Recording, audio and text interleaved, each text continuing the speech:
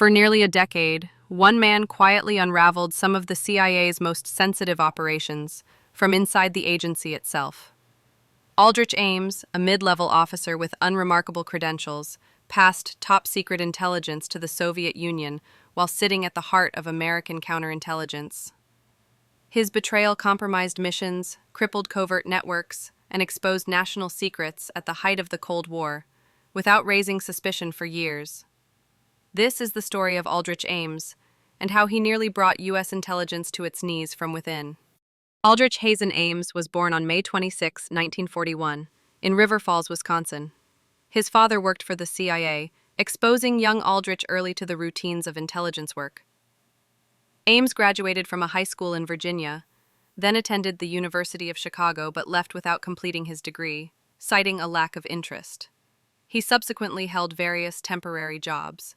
In 1962, despite lacking a college degree, Ames joined the CIA as a GS3 records analyst in the Directorate of Operations, a role secured partly through his father's agency employment.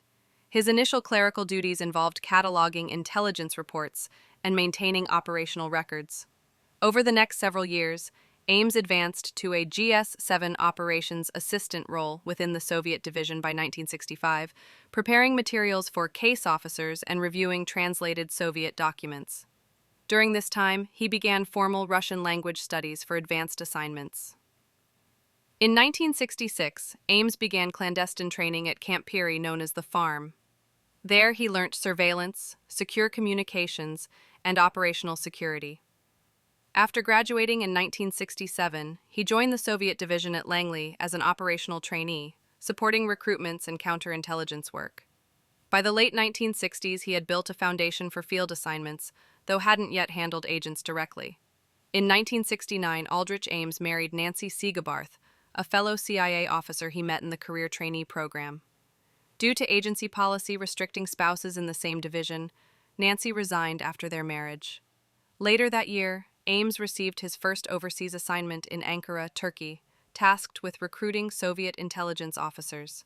He notably infiltrated the communist Devgenk organization by cultivating a student activist's roommate and a beauty pageant contestant whose boyfriend was involved in a Turkish government overthrow movement. Despite these efforts holding some value, his overall performance was merely satisfactory. Supervisors deemed him unsuited for field work, recommending a career at CIA headquarters. Discouraged, Ames considered resigning, but ultimately remained with the agency. Returning to CIA headquarters in Langley, Virginia in 1972, he spent 4 years in the Soviet East European Division, managing assets and assisting counterintelligence. Here, his skills were better utilized, resulting in more positive performance reviews.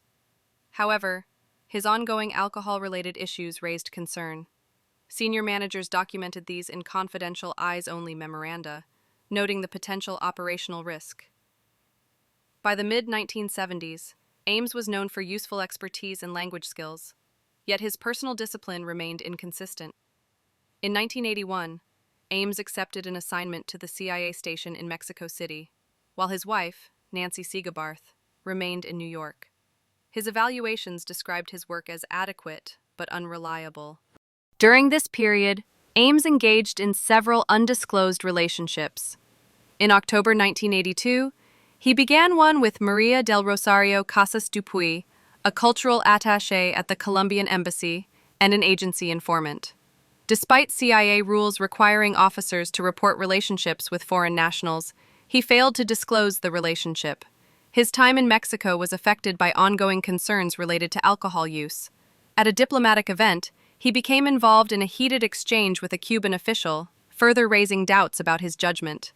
In 1983, Ames was transferred back to CIA headquarters in Langley, joining the Soviet counterintelligence group, where he gained access to nearly all CIA operations targeting the KGB, GRU, and Soviet military intelligence. By October of that year, he and Nancy formally separated. The following month, he officially reported his relationship with Rosario. Ames later said Nancy accepted the separation without dispute, but insisted on keeping most of their shared property. As part of the divorce settlement, Ames agreed to assume their debts and provide monthly support totaling approximately $46,000 over 3.5 years, placing significant strain on his finances. After the divorce, Ames married Rosario in 1985. 4 years later, they had a son, Paul Hermes Ames. By early 1985, the financial pressure from divorce obligations and Rosario's spending had intensified. She frequently went on shopping sprees and made monthly phone calls to Colombia, costing about $400. These combined expenses exceeded Ames's salary and created mounting financial stress. Under this pressure, Ames made the decision to approach Soviet intelligence, an act that would have lasting consequences for the CIA and American counterintelligence. In April 1985, Aldrich Ames made a decision that would define the rest of his life. He walked into the Soviet embassy in Washington, D.C., and offered classified information. Ames later claimed his initial objective was merely to ease financial pressure by sharing what he described as insignificant information. To establish himself as a genuine CIA officer with meaningful access, Ames provided a package of documents. These included publicly available CIA organizational details, minor operational protocols, and names of junior officers. Crucially, he also included copies of his credentials and employment records, confirming his position within the Soviet counterintelligence group. Although Ames portrayed this first disclosure as limited, it included the names and biographical information of over 10 high-level Soviet assets working with the U.S. intelligence community. This single act demonstrated to the KGB just how valuable his access truly was. The KGB quickly paid him $50,000, marking the beginning of a decade-long espionage relationship. In the months that followed, Ames exposed the CIA's most valuable sources, most critically, Soviet General Dmitry Polyakov, codenamed Top Hat. For over 2 decades, Polyakov provided high-level Soviet war planning, technical details on nuclear-capable systems, and the USSR's full nuclear doctrine. He revealed that Soviet leaders feared nuclear war and saw it as unwinnable, an insight that helped the U.S. avoid catastrophic escalation. He also passed intel on conventional weapons like anti-tank missiles, exposed Western spies working for Moscow, and listed technologies the Soviets were targeting. His most strategic revelation was proof of the deep Sino-Soviet split, which directly influenced Nixon's decision to open relations with China. Ames also betrayed Adolf Tolkachev, a Soviet defense scientist whose intel between 1979 and 1985 earned him the nickname the billion-dollar spy. He gave the CIA detailed data on Soviet radar, missile guidance, air-to-air missiles, and a sophisticated surface-to-air defense system. His reports exposed the Soviets' look-down, shoot-down radar capabilities and their attempts to counter U.S. electronic jamming. He also revealed early Soviet work on stealth and avionics. Tolkachev's intelligence saved the U.S. billions and gave it a major edge during the Cold War. He was arrested by the KGB in June 1985. Another key source, Gennady Varenik, provided vital information on Soviet counterintelligence practices. Additionally, Ames identified Sergei Motorin and Valery Martinov, KGB officers stationed at the Soviet embassy in Washington, D.C., who were secretly assisting the FBI in tracking KGB activities in the U.S. By mid-1985, the impact of Ames's betrayal became unmistakable. Soviet authorities acted swiftly. Polyakov was arrested and later executed by Soviet authorities. Tolkachev was taken into custody and never heard from again. Motorin, Martinov, and Varenik were recalled to Moscow and never returned. The abrupt collapse of these intelligence channels severely disrupted U.S. counterintelligence efforts. Investigators initially suspected technical breaches or compromised encryption, not an internal leak. As the CIA and FBI scrambled to understand the extent of the damage, Ames continued meeting openly with his primary KGB contact, Sergei Dmitrievich Chuvakin. He maintained the appearance of trying to recruit Chuvakin, submitting fabricated reports of authorized outreach. Each meeting brought him payments ranging from $20,000 to $50,000. To explain his sudden wealth, Ames claimed Rosario's family in Colombia was sending generous gifts, going so far as to wire money to her relatives in Bogotá to support the story. After compromising human sources, Aldrich Ames initiated a deeper phase of espionage, targeting the United States' most sensitive technical and strategic intelligence systems. This critical stage began in Washington, D.C., shortly after he received his first payments in 1985. Ames exposed a top-secret, multi-million-dollar U.S. fiber optic tunnel beneath a key Moscow space facility, built to intercept Soviet missile and satellite communications. He revealed its location, purpose, and equipment, allowing Soviet counterintelligence to shut it down and cut off a major U.S. intelligence stream. Ames disclosed the specifications of a classified U.S. nuclear warhead counting system used to monitor Soviet ICBM deployments and verify arms control agreements. He also compromised Gambit and Hexagon, two high-resolution spy satellites critical to U.S. reconnaissance. These platforms captured detailed imagery of Soviet missile silos, launch sites, warhead storage, submarine bases, bomber airfields, mobile missile systems, and weapons factories. The CIA used this data to reconstruct Soviet air defense networks and track strategic assets. After Ames's betrayal, the Soviets implemented countermeasures, concealing facilities, altering deployments, and degrading the effectiveness of U.S. intelligence at a key moment in the Cold War.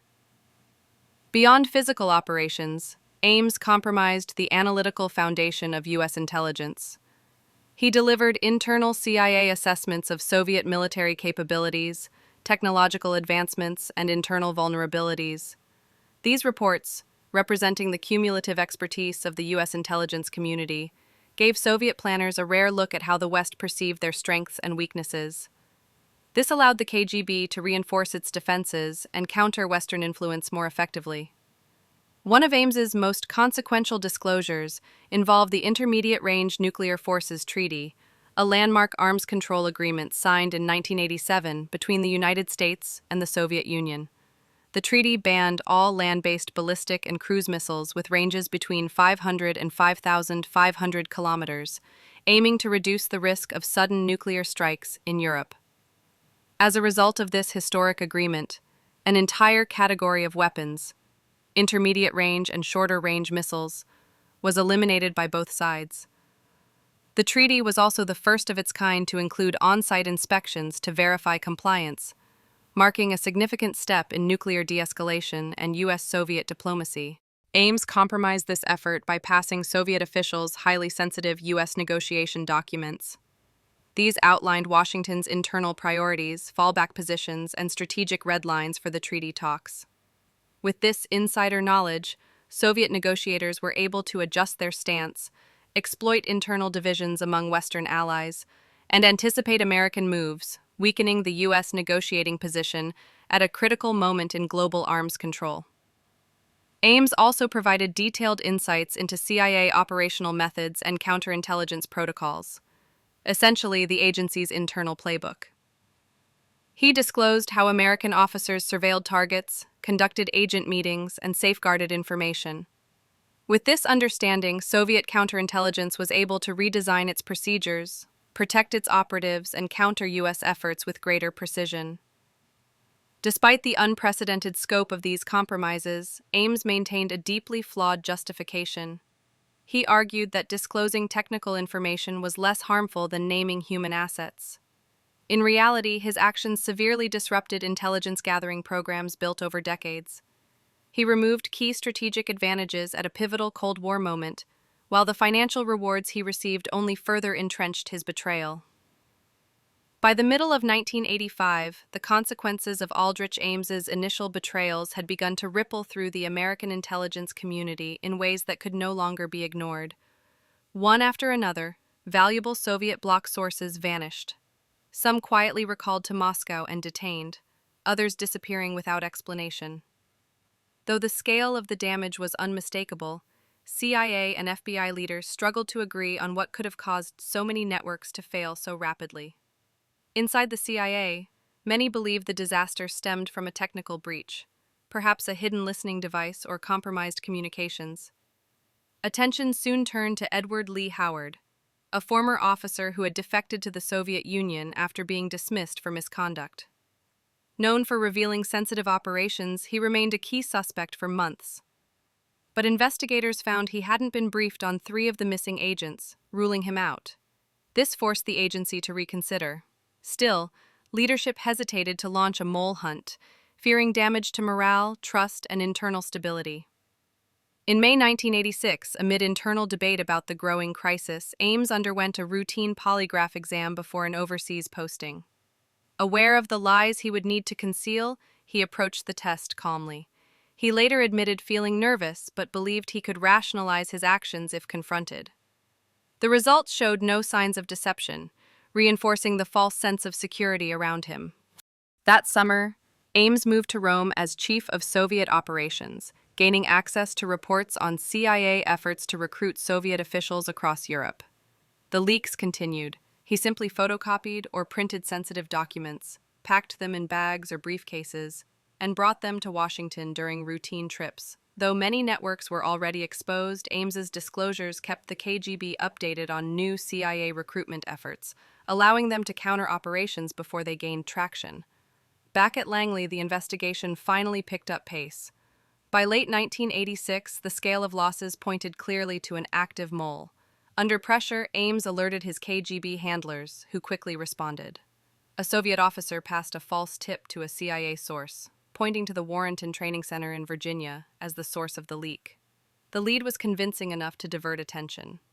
Nearly 90 employees were subjected to interviews, polygraphs, and background checks. No evidence was found, and this misdirection bought Ames more time.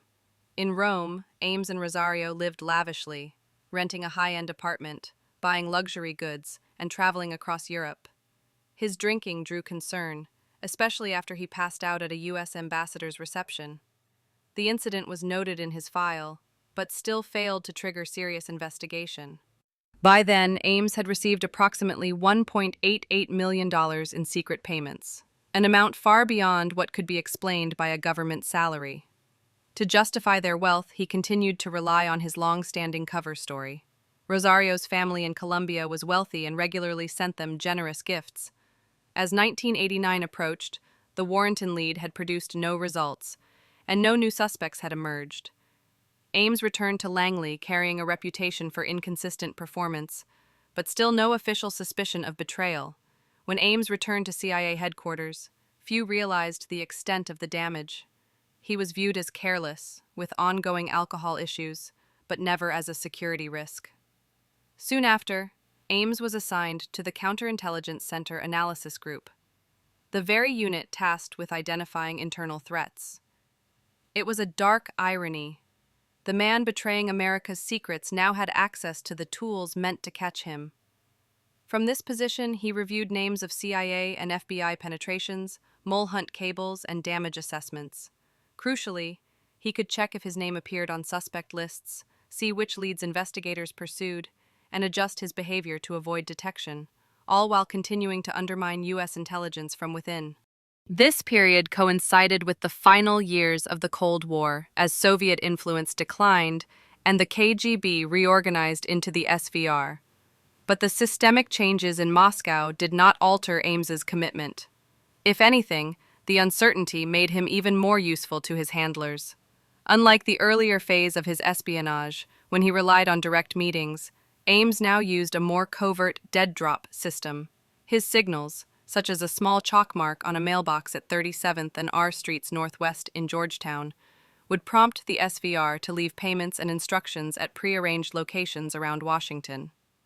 During this period, Ames delivered some of his most damaging intelligence. He reported on ongoing counterintelligence investigations, technical surveillance operations, and assessments of Russian military vulnerabilities amid the USSR's collapse. His personal life remained consistent. He and Rosario purchased a $540,000 home in Arlington, paying nearly half in cash. They upgraded vehicles, redecorated extensively, and frequently traveled. Rosario's spending habits increased, supported by a steady flow of funds from the SVR. The contrast between Ames's lifestyle and his official salary was increasingly obvious, but his cover story about Rosario's wealthy Colombian family and bureaucratic inertia kept scrutiny at bay. In 1991, Ames was selected for another polygraph during a routine reinvestigation. The results were inconclusive. The examiner noted he appeared tense and showed signs of stress when asked about unauthorized disclosures. Still, no follow-up action was taken. a lapse later cited as a significant failure in CIA internal security. While CIA efforts stagnated, the FBI was beginning a more focused investigation.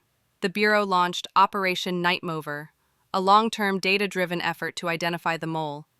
For the first time, agents shifted their attention from technical breaches to financial patterns, asking a direct question: who in the CIA was living far beyond their official income? By the early 1990s, the Cold War had ended, but Ames's betrayals continued without interruption. As the mole hunt began to gather real momentum, the FBI initiated a more methodical and data-driven approach. Operation Nightmover meticulously cross-referenced intelligence losses with financial records, focusing on any agency employee whose lifestyle far exceeded their legitimate income. Through this rigorous financial analysis, Aldrich Ames's name began to repeatedly surface. The sheer scale of his unexplained wealth, combined with the consistent pattern of intelligence compromise, made him an undeniable and alarming outlier. The investigation was finally beginning to close in around him. With Aldrich Ames now identified as the prime suspect by Operation Nightmover, the investigation entered its most critical phase, building an airtight case. This was no longer about suspicion, it was about securing evidence that would stand up in court. The FBI launched extensive physical surveillance. Agents monitored Ames around the clock, documenting his driving routes, routines, and any signs of counter-surveillance. Special attention was given to the mailbox at 37th and R Streets Northwest in Georgetown, where a chalk mark signaled a pending dead drop. Every errand, detour, and late-night outing was logged to create a complete behavioral map. In parallel, financial investigators traced Ames's transactions in detail, reviewing bank records, mortgage documents, credit card activity, and overseas wires. The evidence was damning. His $540,000 Arlington home, luxury vehicles, and Rosario's high-end spending could not be reconciled with his government salary. Agents confirmed that Rosario's family in Colombia had no substantial wealth, dismantling the cover story he had used for years. As surveillance intensified, the FBI obtained court approval for electronic monitoring. Hidden microphones were placed inside the Ames residence. His phone calls were recorded, and discrete cameras were installed. His computer was also examined, revealing personal files and indicators of ongoing clandestine activity. A critical breakthrough came when agents captured footage of Ames marking the Georgetown mailbox, clear evidence of covert communication. Despite this, the FBI held back on making an arrest. Their aim was to collect even more decisive proof by tracking any live exchanges or upcoming meetings with foreign contacts. By late 1993 and early 1994, investigators had compiled a mountain of evidence. They documented his foreign travel, some of which coincided with meetings with known Russian intelligence officers. Discarded notes and fragments of documents revealed payment details, contacts, and the classified information he leaked. The financial trail, once a faint suspicion, had become an undeniable chain of proof. Irrefutable financial forensics, round-the-clock physical surveillance, and electronic intercepts created an undeniable portrait of Aldrich Ames as a prolific spy. The evidence was overwhelming, beyond a reasonable doubt. His arrest was drawing near. On February 21, FBI agents executed their final plan. As Ames drove towards CIA headquarters in his Jaguar, they surrounded his car, drew weapons, and placed him under arrest. Simultaneously, another team detained Rosario and began an exhaustive search of their Arlington home. The man who had eluded suspicion for nearly a decade was finally in custody. The shockwaves of Aldrich Ames's arrest reverberated deeply, but the legal system moved swiftly to address the breach of national security. Faced with overwhelming evidence, Ames and his wife entered plea agreements. On April 28, 1994, Ames pleaded guilty to espionage-related charges. Ames received life imprisonment without parole, reflecting the gravity of his crimes. He began serving his sentence in the Federal Correctional Institution in Terre Haute, Indiana, where he remains. Rosario Ames, in exchange for cooperation, was sentenced to 63 months in prison for conspiracy and tax evasion. She was released in 1998. As part of their agreements, the Ames forfeited all proceeds from espionage, with a portion allocated to the Justice Department's Victims Assistance Fund. The true cost of Ames's betrayal went far beyond prison sentences. He admitted to compromising nearly every significant U.S. human asset within the Soviet Union since 1985. At least 10 intelligence sources lost their lives due to his actions, and many others were imprisoned or ruined. The scale of the damage underscored the stakes of counterintelligence failure.